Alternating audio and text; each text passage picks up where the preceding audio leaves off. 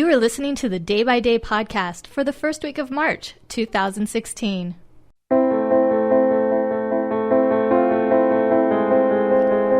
Welcome to the Day by Day podcast with me, Siobhan. This week we're celebrating 2 days of drinking, 2 days that happen once every 4 years. I think you can guess one of them. And 2 days of connecting. Now let's get right to it. This Monday, February 29th, is Leap Day. Leap Day happens once every 4 years, kind of like the Olympics. In fact, the Summer Olympics occur every leap year. February 29th is an extra day added onto the month of February, and it occurs in years that are divisible by 100, but not by 400.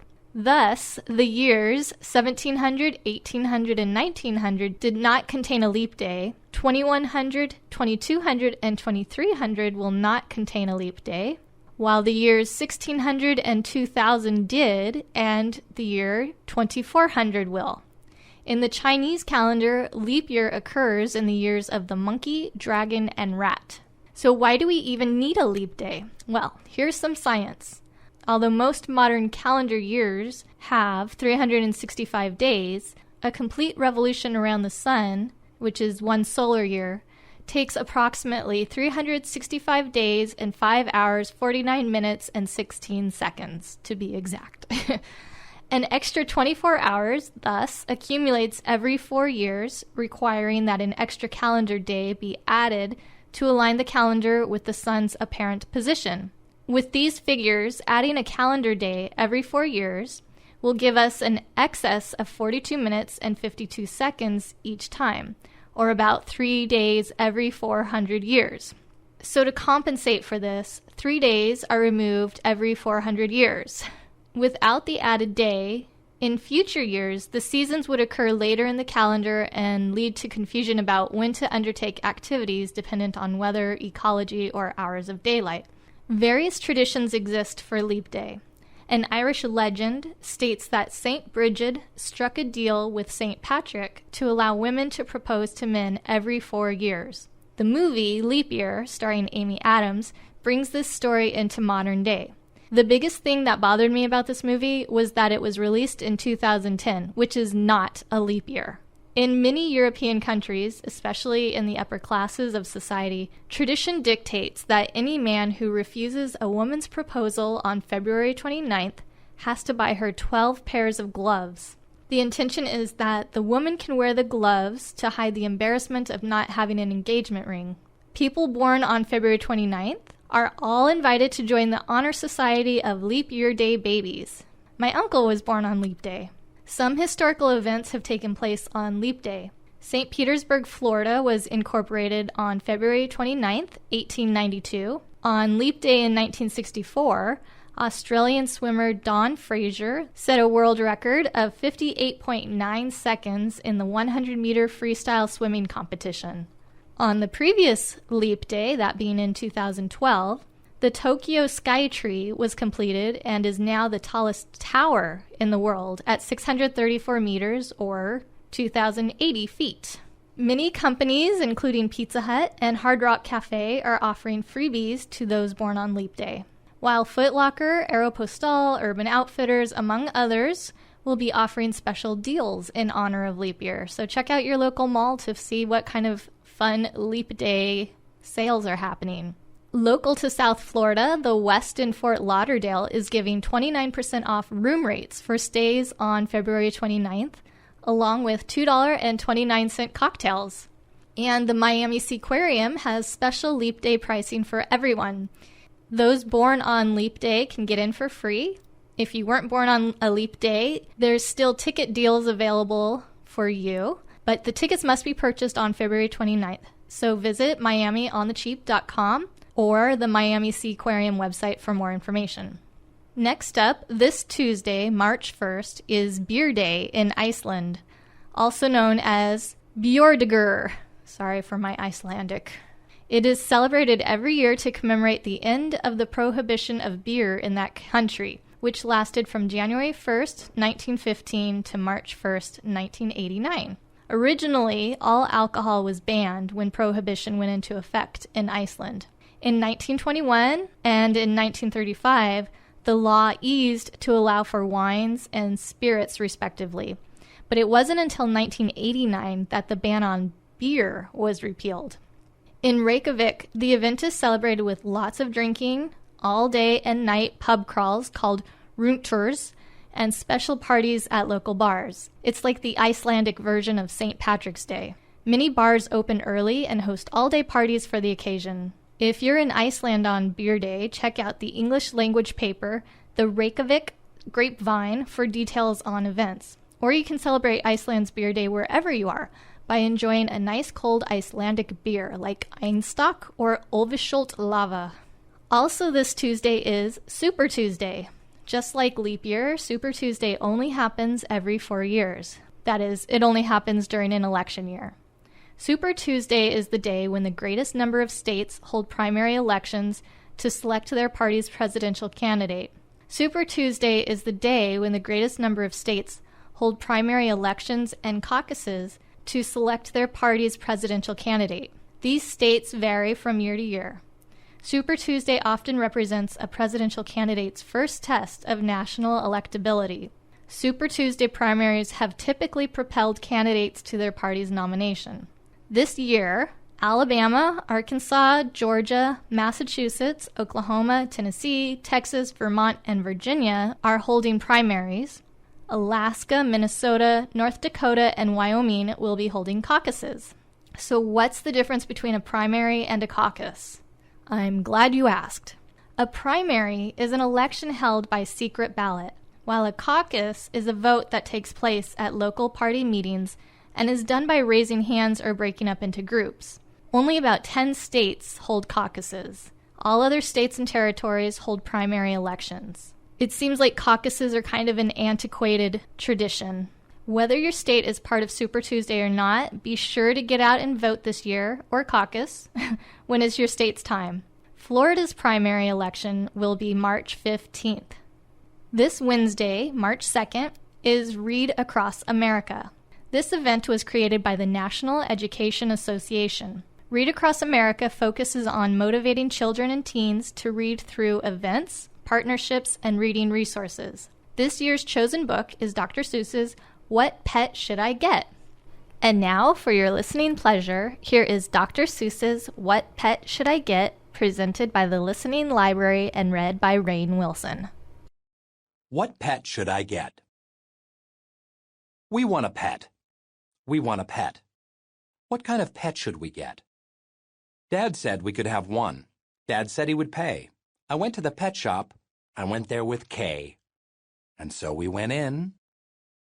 I took one fast look. I saw a fine dog who shook hands, so we shook. So I said, I want him. But then Kay saw a cat. She gave it a pat and she said, I want that. Then Kay said, Now what do you think we should do? Dad said to pick one. We cannot take home two. Then what do you know? We saw two other kinds. Now how could Kay and I make up our minds? A pup and a kitten, they looked like good fun. Now which would we pick? We could only pick one. The cat or the dog? The kitten? The pup? Oh boy, it is something to make a mind up. Then I looked all around. I saw something with wings. I said, Look at him. We can pick one that sings. But then, Look over there, said my sister Kay. We can go home with a rabbit today. Then I looked at Kay. I said, What will we do? I like all the pets that I see. So do you. We have to pick one pet and pick it out soon. You know Mother told us to be back by noon. And I could have done it. I could have, I bet. I could have said what pet we should get. But you know what Kay did. Do you know what she did? She said, Fish, fish, fish, fish. It may be a fish is the pet that we wish. Then I saw a new kind, and they were good too. How could I pick one? Now what should we do? We could only pick one. That is what my dad said. But how could I make up that mind in my head? Pick a pet fast. Pick one out soon. Mother and Dad said to be home by noon. The time may be now to make up my mind, but who knows what other good pets I might find. I might find a new one, a fast kind of thing, who would fly round my head in a ring on a string. Yes, that would be fun, but our house is so small. This thing on a string would bump into the wall. My mother, I know, would not like that at all. So maybe some other good kind of pet, another kind maybe, is what we should get. We might find a new kind, a pet who is tall. A tall pet who fits in a space that is small. My mother might like this pet best of them all. If we had a big tent, then we would be able to take home a yent. Dad would like us to have a good yent. But how do I know he would pay for a tent? So you see how it is when you pick out a pet. How can you make up your mind what to get? But what if we took one of each kind of pet? Then our house would be full of the pets we would get. No, Dad would be mad. We can only have one. If we do not choose, we will end up with none. I will do it right now. I will do it, I said. I will make up the mind that is up in my head. The dog, or the rabbit, the fish, or the cat. I picked one out fast, and then that was that. The easiest way to take part in Read Across America is to read with a child. You can learn more about Read Across America, take the pledge, and find out other ways to get involved by visiting nea.org/readacross. So Read Across America is a yearly event that coincides with the birthday of Theodore Seuss Geisel, better known as Dr. Seuss. And yes, he pronounces it Seuss, rhyming with voice. But it has been anglicized to sound like Dr. Seuss, which is what most people say. He was born March 2nd, 1904, and he is best known as a children's author and illustrator with such famous titles as The Cat in the Hat and Green Eggs and Ham. Up next this week is the National Day of Unplugging, beginning at sundown on March 4th and going till sundown March 5th. The National Day of Unplugging website has a wealth of resources and information. In fact, I think that they have a really great website.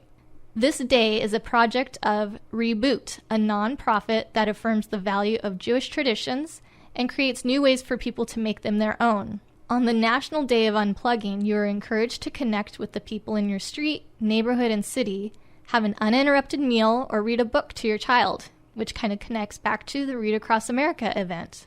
Just to show how connected we are to our devices, 67% of us check our phones for messages, alerts, and calls, even if we don't receive a notification.